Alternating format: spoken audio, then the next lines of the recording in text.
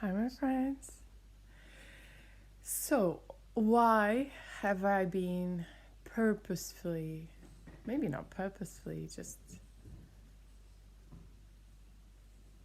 maybe unconsciously, purposefully, using the word suffering lately?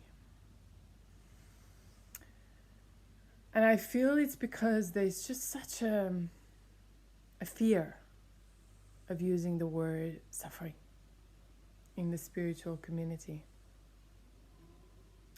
As if, wow, that's like the forbidden word. You cannot use the word suffering. It means so much about you if you use that word. It means that you're not enlightened. It means that you haven't woken up.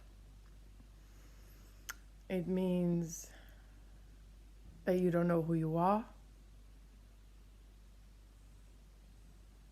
It means so many things. And that is the problem. A word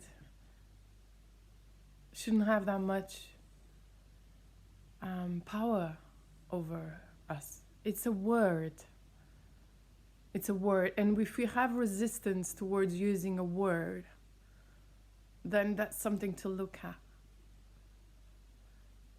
I used to be so scared of using the word suffering because I built such an identity around the one that does not suffer anymore.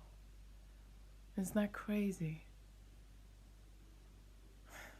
This is crazy. Spirituality.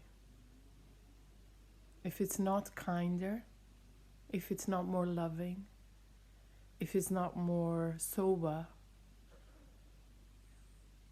then what is it? What is this spirituality about?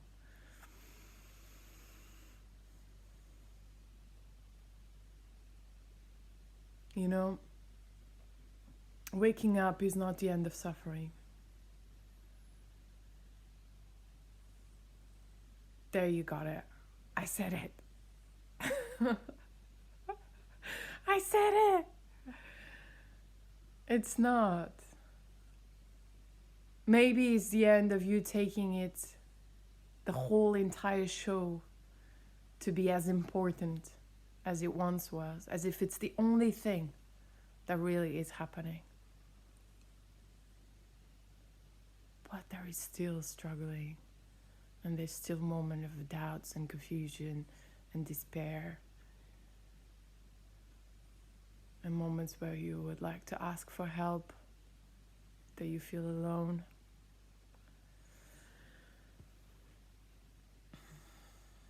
That just is.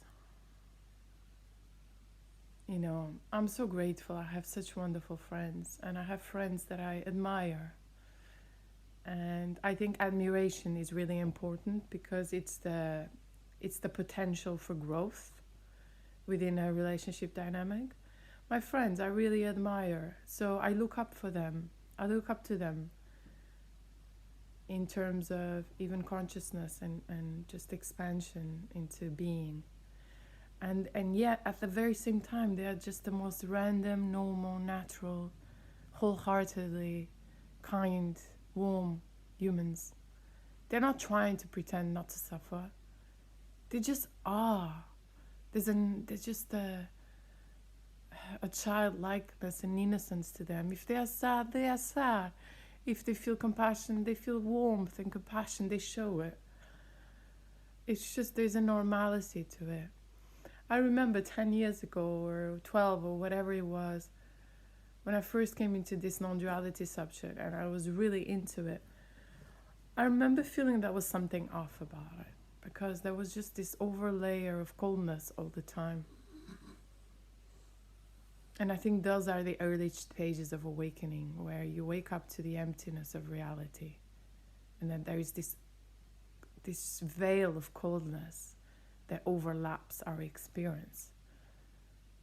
But that's the door. It's not an end. Then you have to go deeper into it, into the heart, into the body. And usually the door to go deeper is through the suffering of this human experience, where there's moments of sadness, there's moments of confusion, there's moments of despair. That's the door, that's the invitation. The more we try to deny those, it's like we are stuck in this non-duality loop. And then it becomes a concept. And then you lost it. You lost the whole entire purpose of this awakening thing.